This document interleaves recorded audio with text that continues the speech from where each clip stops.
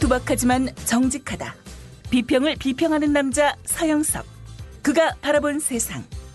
사설과 칼럼을 통해 오늘을 짚어본다. 서영석의 라디오 비평.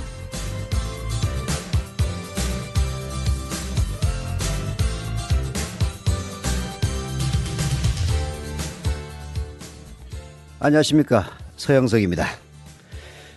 국제노동기구라고 있죠. ILO라고 하는데요. 예, 국제노동기구가 한국의 노동 문제에 또다시 개입하는 사태가 벌어졌다고 합니다. ILO는요, 지난 1일 전국 교직원 노동조합, 즉 전교조에 대한 노조 등록 취소 통보를 심각한 사안으로 규정하고 그런 조치를 취하지 말 것을 요청하는 그런 조치를 취하지 않도록 관련 법령을 개정할 것을 요구하는 사안을 고용노동부에 보냈다고 합니다. 사실 박근혜 정부 들어서 ILO 국제노동기구가 이런 문제에 개입한 것은 벌써 세 번째입니다. 전국 공무원 노동조합 설립 신고를 반려했을 때도 개입을 했고요. 이런 식으로 계속적인 개입이 있다면은 결국은 우리가 노동 후진국으로서 오명을 뒤집어 쓸 수밖에 없습니다. 고용노동부의 교직원 노동조합 노조 등록 취소 통보는 무리한 것이죠. 교직원 노동조합, 전국 교직원 노동조합, 즉 전교조 가입자 수는 수십만 명에 달합니다. 그중에서 10명도 채 되지 않은 해고 교원들을 노조 전임으로 쓰고 있다고 해서 자격 취소 운운하는 것은 명백한 월권이죠. 전문가들이 얘기하다시피 이 부분은 전두환의 대표적인 악법인 제3자 개입 금지 조항이 개정되면서 나머지 보완되지 못했기 때문에 일어나는 일일 뿐입니다. 국제노동기구 즉 ILO에서도 이런 점을 직시하고 관련 법령을 오히려 개정하라고 요구를 하고 있습니다. 사실 저는 전교조에 대해서 그렇게 나쁜 감정을 갖고 있지 않습니다. 왜냐하면 제가 아이를 키워보니까요, 전교조 소속 교사들이 제 아이의 담임 선생일 때는 정말로 좋았습니다.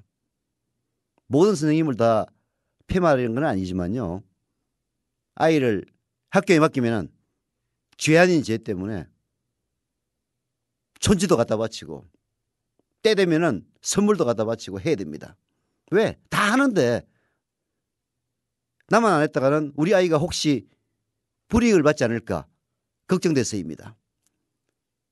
저도 마찬가지였어요. 하지만 전교조 선생님들이 담임을 맡았을 때는 절대로 그런 걸 받지를 않았습니다. 그래서 저는 항상 전교조가 뭐 무슨 빨갱이 집단 비슷하게 정부가 지랄을 하는데 알고 보니까 정말 훌륭한 선생님들이구나 하는 점을 뼈저리 느꼈는데요. 정말 고용노동부 정신 차려야 됩니다. 박근혜 정권 이전에 이명박 정권의 원세훈 국정원장은 전교조를 내부의 적이라고 규정했습니다. 아니, 내부의 적이라니요. 적이라는 것은 말살을 해야 될 대상입니다. 그런 식이니까 총복 운운하면서 국내 정치에나 개입하고 댓글 공작해가지고 박근혜 대통령 당선시키려 한 것 아닙니까? 이런 사고방식을 이 땅의 보수들이 갖고 있는 한 정말 우리나라 앞날이 캄캄해지는 겁니다. 보수들이 10년, 15년 집권하는 게 아니라 앞으로 100년 동안 집권하지 말아야 대한민국 희망이 생길지도 모른다. 이런 점을 지적하면서 10월 10일 라디오 비평 시작합니다. 함께하고 계신 방송은 정치평론가 서영석 미디어 협동조합 이사가 진행하는 라디오 비평입니다.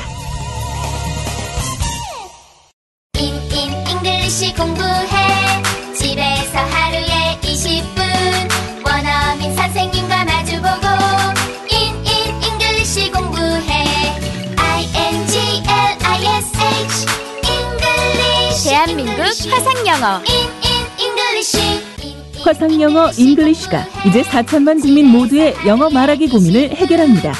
문의전화 1688-0546 1688-영어4U. 국제품질 인증 ISO 9001을 획득한 화상영어 잉글리시가 국민TV 청취자분들께는 10% 특별 할인 혜택을 드립니다.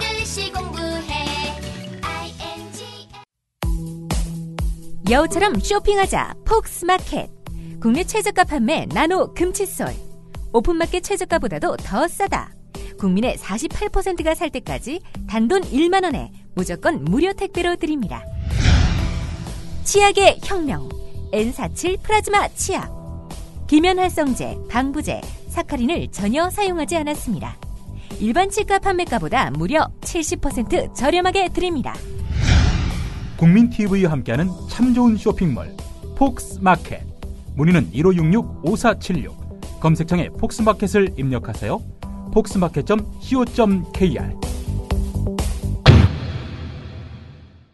예, 남재준 국가정보원장이 엊그제 국회 정보위에서 북한과 관련된 어마어마한 정보들을 마구 쏟아냈습니다. 북한이 영변 원자로를 재가동했고 동창리에서는 장거리 미사일 엔진 실험을 실시했다고 밝혔습니다. 북한의 핵개발 활동이 실질 단계에 진입했음을 확인한 것인데요. 사실이라면 중요한 사실이긴 합니다. 그런데 남재준의 발언이 나온 직후 국방부 대변인은 영변 원자로와 동창리 미사일과 관련된 정보 중에서 확인된 건 없다라고 부인하고 나섰습니다. 그렇다면 남재준은 검증되지도 않은 정보를 국회에 보고한 겁니다. 비밀로 해야 될 사안을 자기 정부 안에서 국방부하고 조율도 하지 않고 마구잡이 공개했던 겁니다. 남재준이 흘린 정보는 이것뿐만이 아닙니다. 북한이 수도권과 서해 오도를 겨냥해 정강한 포병, 해군 전력의 상세한 내역, 김정은 노동당 제1비서가 3년 내 무력 통일하겠다고 호언했다는 것, 김정은 제1비서의 부인 리설주와 관련된 은하수 관현악단 단원 처형, 김정은에 대한 북한 내부 간부들의 불만, 이런 등등을 자극적인 표현을 사용해가지고 사실로 단정해서 까발렸습니다. 북한이 민감하게 받아들일 사안을 확실한 근거도 없이 언론에 대대적으로 공개해서 도대체 어쩌는 것이 뭡니까? 그건 뻔하죠. 국정원이 정보기관의 기본에도 어긋나는 이런 정보 장사를 하는 이유는 국정원이 대선 개입을 해서 불법적으로 대선 개입을 해서 결국은 국정원 개혁이 시대적 과제로 대두되자 여기에 대응하기 위한 속셈 아닙니까? 그러고는 북한 관련 정보를 쏟아내는 바로 그 자리에서 남재준이 대공수사권 강화를 스스로 마련 중인 국정원 개혁 방안으로 제시했습니다. 정말 뻔뻔스럽고 국정원의 생존을 위해서는 미확인 정보라도 그리고 같은 정부 내에서 조율되지 않은 미확인 정보라도 마구 까발릴 수 있다는 그야말로 북한 관련 정보를 국내 정치에 이용하는 전형적인 양상일 뿐입니다. 그야말로 국정원에게 국정원 자체 개혁을 맡겨서는 안 된다는 사실을 누구보다도 잘 보여준 사람이 바로 남재준입니다. 한겨레 신문은 오늘 사설 국정원 개혁하라고 했더니 계약하려 드느냐는 사설을 통해서 이 부분을 집중적으로 지적하고 있습니다. 소개해드립니다. 남재준 국가정보원장이 8일 열린 국회 정보위원회에서 자체 국정원 개혁 방안의 뼈대를 밝혔다. 핵심 내용은 국정원의 운영이나 조직을 통한 정치 개입을 하지 않고 이적단체, 간첩 적발을 위해 국내외 국정원 활동을 융합하며 대공수사를 위해 국내 수사부문을 크게 보강하겠다는 것이다. 한마디로 개혁이 아니라 기득권 수호를 위한 궤변이자 퇴행이라고 하지 않을 수 없다. 그렇습니다. 이건 그야말로 궤변이자 퇴행입니다. 도대체 남재준 국정원장의 사고가 뭔지 이해를 할 수가 없어요.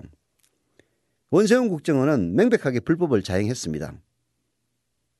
다만 정권이 이명박에게서 박근혜로 이어졌기 때문에 구속 안 당하고 넘어간 것 뿐이에요. 이건 그야말로 과거의 부품 공작에 버금가는 범죄행위입니다. 원세훈의 행위는. 그래서 국정원이 개혁에 직면하자 오로지 국정원을 옹호하기 위해서 도대체 뭘 하고 있는지 할 수가 없어요. 이래가지고 국정원이 살아날 수 있다고 생각하는 건지. 무엇보다 국정원의 정치 개입은 지금도 국가정보원 법에 따라 엄격하게 금지되어 있는데도 이것을 개혁 방안이라고 내놓은 것 자체가 난센스다. 이를 국내 대공수사를 더욱 강화하겠다는 것과 연결해보면 국정원의 의도가 확실하게 드러난다. 그동안 해왔던 기관원의 정부기관 또는 국회 등의 출입을 잠시 중단하는 척하면서 실제 정치 개입의 통로였던 대공수사권은 축소하기는커녕 오히려 확대하겠다는 것이다. 대공수사를 하는 것 자체를 누가 뭐라고 그러겠습니까? 그러나 아시다시피 원세훈의 국정원은 정교조라든지 민노총을 내부의 적으로 규정하고 이 내부의 적이 종북 세력보다도 더 위험하다.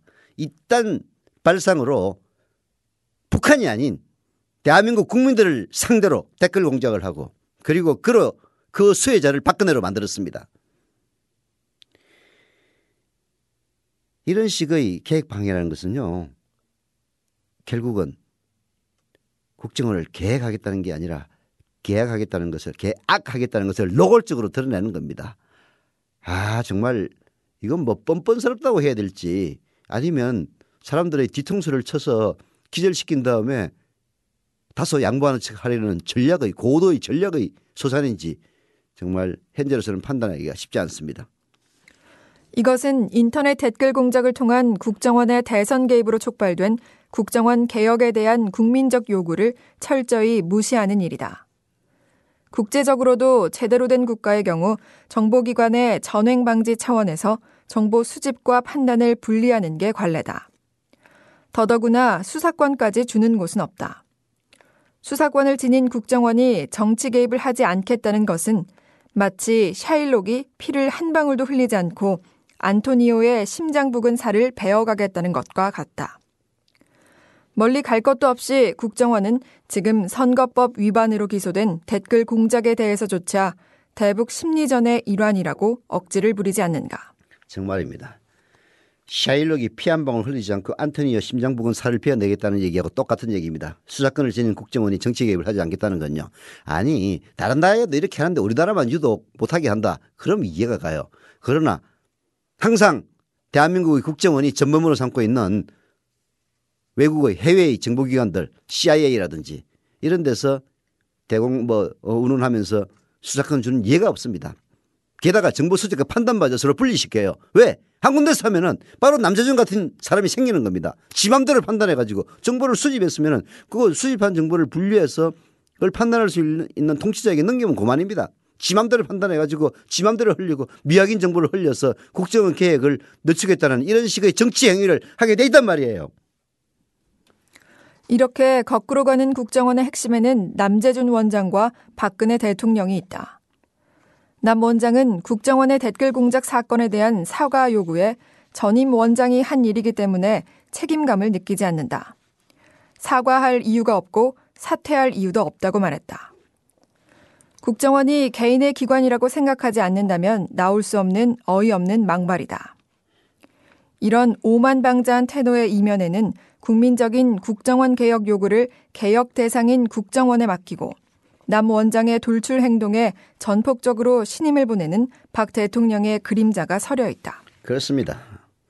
남재준이 제시한 국정원 개혁 방향은 박근혜가 한나라당 대표를 맡고 있던 2006년 3월에 낸 한나라당 국정원 개혁안에서도 크게 후퇴한 것입니다. 당시 한나라당은 검찰의 수사지휘권 강화, 국회의 예산통제권 강화, 국정원장에 대한 국회의 탄핵소추권 신설 등을 주장했습니다. 다른 데도 아닌 박근혜가 대표로 있던 한나라당이 주장한 거예요. 남재준은 근거가 희박한 대북 정보의 남발이나 대화록 공개 등 공작 정치에 몰두할 게 아니라 국민이 국정원에 바라는 계획이 무엇인지 제대로 살피길 바란다라고 한겨레신문은 지적을 하고 있는데요. 진짜 지금 하는 꼬락서니들을 보면요. 박근혜 정권이 나락에 떨어졌어야 비로소 반성을 하든가 아니면 나락에 그대로 떨어지든가 이런 식으로 가는 게 아닌가 싶어서 정말 걱정이 큽니다. 늘상 얘기하지만은 대한민국이 혼란에 들어가는 것을 바라는 사람 아무도 없습니다. 그러나 정권이 민감한 문제에 대해서 제대로 대응하지 못하고 피해가려는 꼼수를 쓰면 결국은 국민의 분노를 촉발할 수밖에 없습니다. 이승만이 어떻게 쫓겨났는지 박정희가 어떻게 죽었는지 박근혜 정권은 직시해야 됩니다.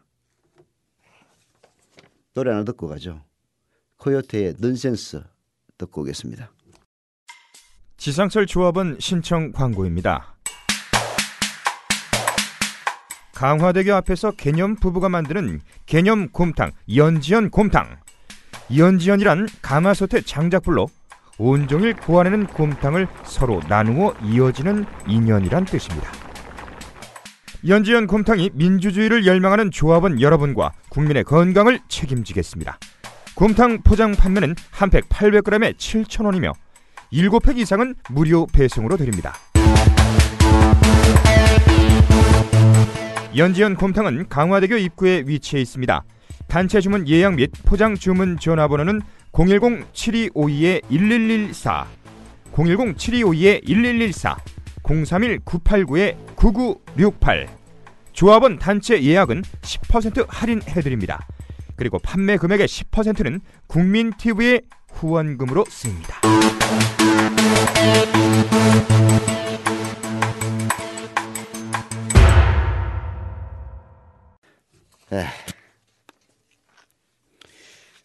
오늘은 경향신문 사회부 정재익 기자의 기자 칼럼을 소개해드리겠습니다. 최동욱 총장의 6개월이라는 칼럼인데요. 정말 새겨들어야 될 칼럼입니다. 서울 서초구 서초동 법조타운에는 대법원, 서울중앙지법과 함께 대검찰청, 서울중앙지방검찰청이 있다. 법원과 검찰의 뇌수와 심장이 있는 셈이다. 권력형 비리를 전담하는 특수부 검사들은 노무현 정부 때를 서초동의 봄으로 기억한다. 정권의 눈치를 보지 않고 마음껏 수사할 수 있는 시절이었다는 것이다. 생각해보면 노무현 전 대통령은 항상 누군가와 싸웠던 것 같다. 보수 언론과 싸웠고 지금은 여당이 된 야당과 싸웠고 집권 여당과 싸웠다. 검찰과도 싸웠다. 노 전 대통령이 검찰과의 대화에서 이쯤 되면 막 가자는 거지요 하며 젊은 검사들과 설전을 벌이는 모습이 전국에 생중계됐다. 그렇지만 그렇게 싸우면서도 노무현 전 대통령은 검찰을 장악하려 들지는 않았습니다. 도리어 검찰을 놓아주려고 했습니다. 검찰과의 대화의 논점 중 하나는 검찰의 독립은 어떻게 가능한가라는 점이었습니다. 적어도 참여정부 때 검찰의 수사에 대한 부당한 간섭이나 위압이 가장 적었던 것만은 분명합니다. 아마 지금 검사들 그리고 심지어는 이명박에게 부역했던 그런 검사들, 박근혜 정권의 검사들도 이 점만은 부인하지 못할 겁니다. 이명박 정부는 검찰의 암흑기였다. 코드 인사, 코드 수사가 일상이 됐다. 여권 봐주기 수사와 야권 때려잡기 수사가 만연했다. 검찰을 놓아주려 했던 노 전 대통령과 달리 이명박 정부는 검찰권을 사유화했다. 5년에 걸쳐 체계적으로 행해진 검찰권의 농단은 검찰의 존립 기반을 허물었다. 한상대 검찰총장의 퇴진으로 막을 내린 지난해 검란은 검찰의 타락이 사회의 수인 한계를 넘어섰음을 보여준 사건이었다. 정말 기가 막혔습니다. 아무나 기소하고 그 기소가 줄줄이 무죄가 되어도 이명박의 명령에 따라서 마구잡이 기소를 한 검사는 승진했습니다. 승승장구했습니다. 그러니 검찰이 아무리 상명하복의 조직이라 하더라도 검찰의 난, 즉 검난이 일어나지 않을 수가 있었겠습니까? 그러한 결과 검찰 개혁이 부분적으로 시행이 됐고요. 그 결과 최동욱이 등장한 겁니다. 예, 정재익 기자의 칼럼을 계속 읽어봅시다. 정권이 바뀌었고 박근혜 정부가 들어섰다. 최동욱 검찰총장이 임명됐다. 처음부터 박 대통령이 원한 인물은 아니었다. 검찰의 정치적 중립이라는 누구도 거역하기 힘든 시대 정신이 강제한 결과였다. 그렇습니다. 그야말로 우연과 필연의 산물이었죠. 최동욱 총장은 국민의 눈높이에서 일했습니다. 전, 노 두 전직 대통령의 미납 추징금을 특별수사하듯 환수했습니다. 전두환과 노태우죠. 현 정권의 아킬레스건이 될지도 모를 국정원 대선 개입 사건을 원칙대로 수사했습니다. 시민의 박수 소리가 커진 데 비례해 정권의 불안은 쌓여갔습니다. 급기야 현 정권은 혼외자 이익을 빌미로 최 총장을 몰아넣는 데 성공했습니다. 살다 검찰 편을 들기는 처음이라는 시민들의 응원을 뒤로하고 최 총장은 지금 인생에서 가장 외롭고 고독한 시간을 보내고 있을 것이다. 혼외자 의혹이 사실이면 사실인 대로, 사실이 아니면 사실이 아닌 대로 그럴 것이다. 혼외자 의혹이 사실이건 아니건 최 총장이 검찰을 지휘한 6개월의 시간은 폄하되지 않았으면 한다.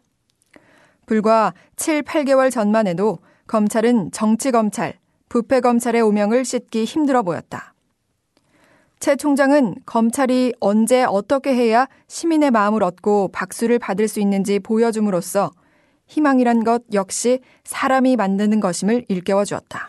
결국은 박근혜 정권에 찍어내기에 최동욱 총장 물러났지만은 그가 일했던 6개월이 대한민국 검사들의 양심에 그야말로 경종을 울리고 그리고 스스로를 돌아보는 계기가 되어서 권력의 시녀, 권력의 똥개가 되지 않도록 스스로 경계하고 돌아보는 계기가 되었으면 하는 마음 간절합니다. 예, 아마 과거 독립운동을 했던 사람들의 자손들, 친일파가 득세한 세상에서 그야말로 사회의 하류계층으로 전락했습니다.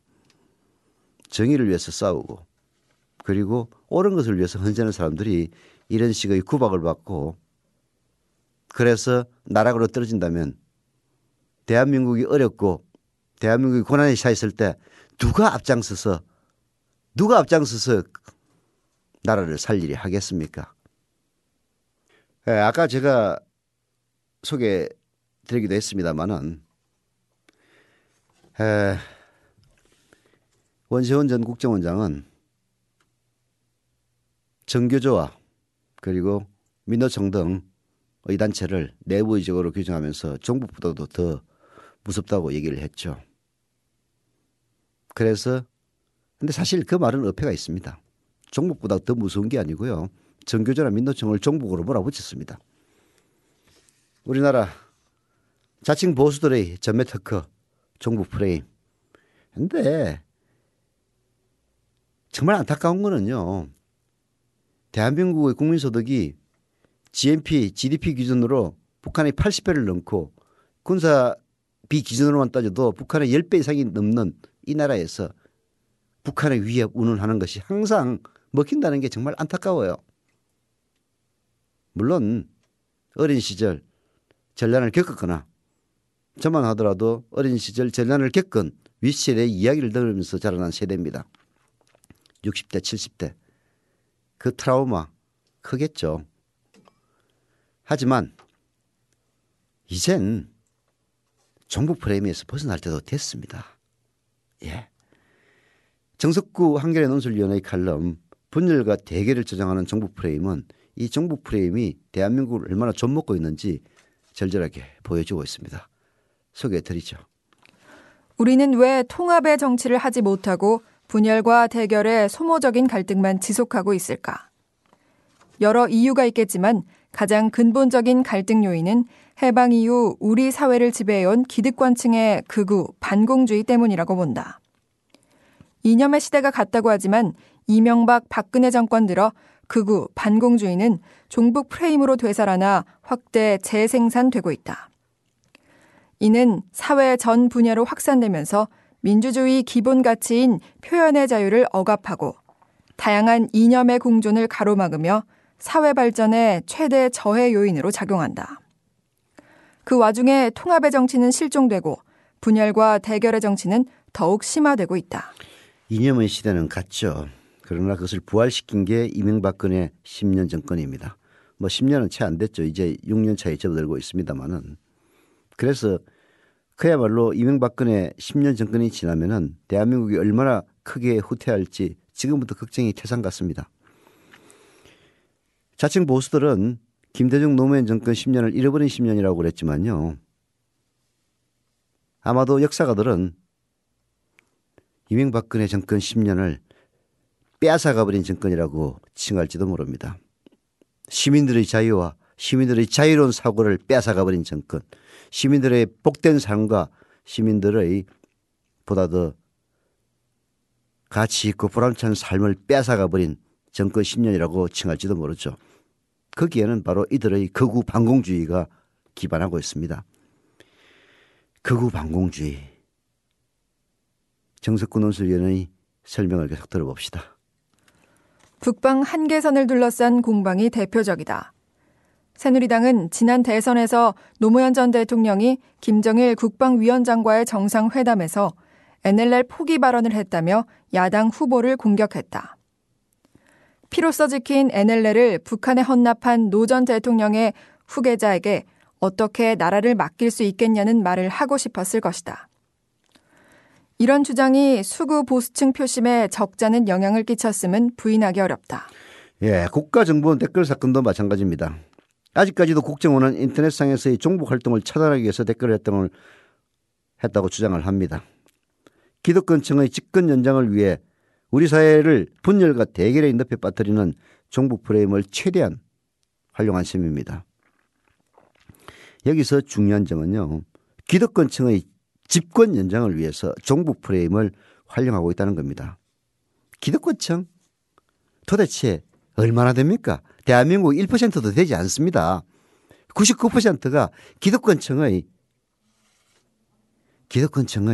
집권 연장을 위해서 쏘아가고 있는 거죠. 생각을 해보십시오. 국가 예산이 모자란다고 복지 못하겠다는 박근혜 정권.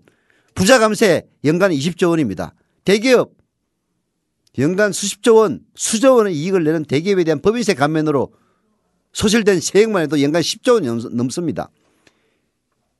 부자 감세와 대기업 감세만 처리해도 연간 30조 원의 재원이 생깁니다.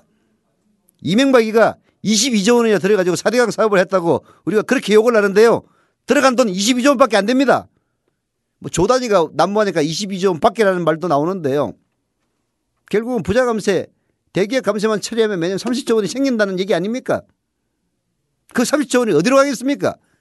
바로 여러분들이 지지해주는 그 기득권층 1%도 안 되는 기득권층이 다 처먹고 있는 겁니다.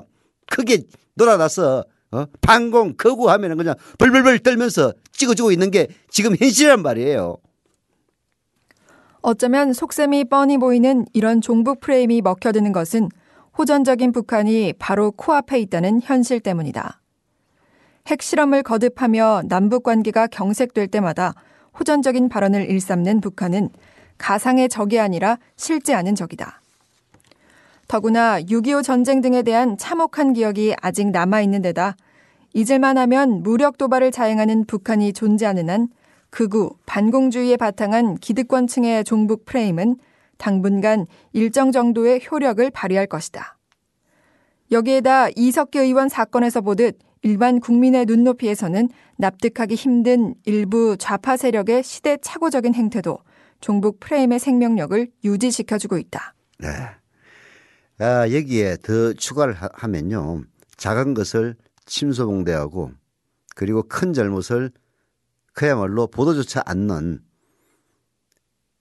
정권의 나팔수, 지상파 방송들, 그리고 이해관계에 따라서 박근혜 정권을 맹렬히 추종하고 있는 보수 신문들이 존재하고 있죠.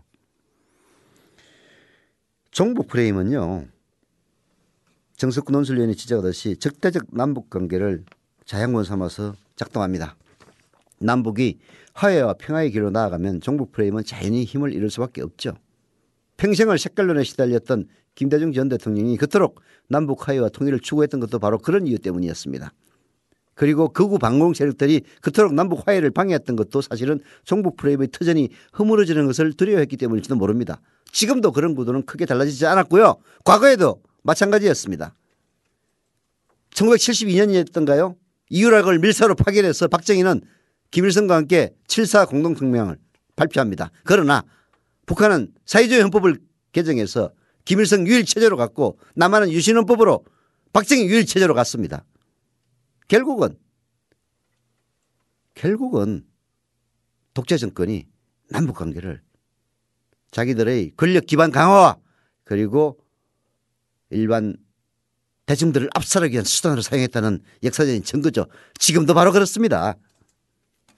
박근혜 대통령은 지난 7월 국민대 통합위원회를 발족하면서 국민 통합이 새로운 대한민국을 만들기 위한 기본 토양이라고 강조했다. 맞는 말이다. 그렇다면 가장 먼저 할 일은 종북 프레임에서 벗어나는 일이다.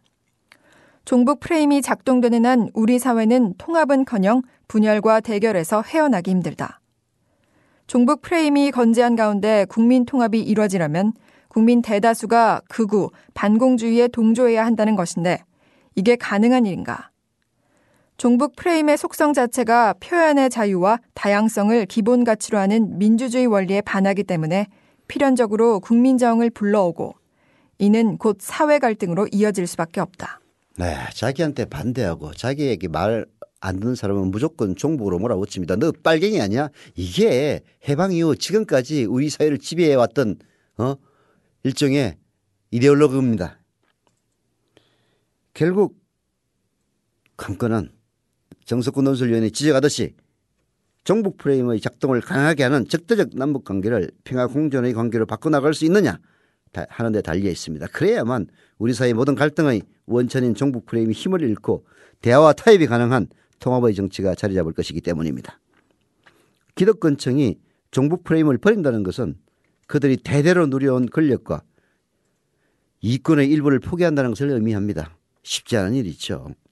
새누리당 당직자들뿐만 아니라 차기 대권을 노린다는 김무성 의원조차 종북이라는 단어를 입에 달고 사는 상황에서는 더욱 그렇습니다. 오히려 앞으로 20년은 더 집권하기 위해 종북 프레임을 더욱 강화하고 그러기 위해서는 남북관계를 계속 적대적 공생관계로 끌어가고 그 결과로 우리 사회를 분열과 대결의 혼돈 상태로 몰아넣을 가능성이 훨씬 큽니다. 대한민국의 앞날이 암담할 뿐이다라고 정석훈 논설위원은 지적하고 있는데요. 이거 고칠 수 있습니다. 정권 바꾸면 됩니다. 예, 정권 바꿀 수 있는 겁니다. 오늘 순서 여기서 마치겠습니다.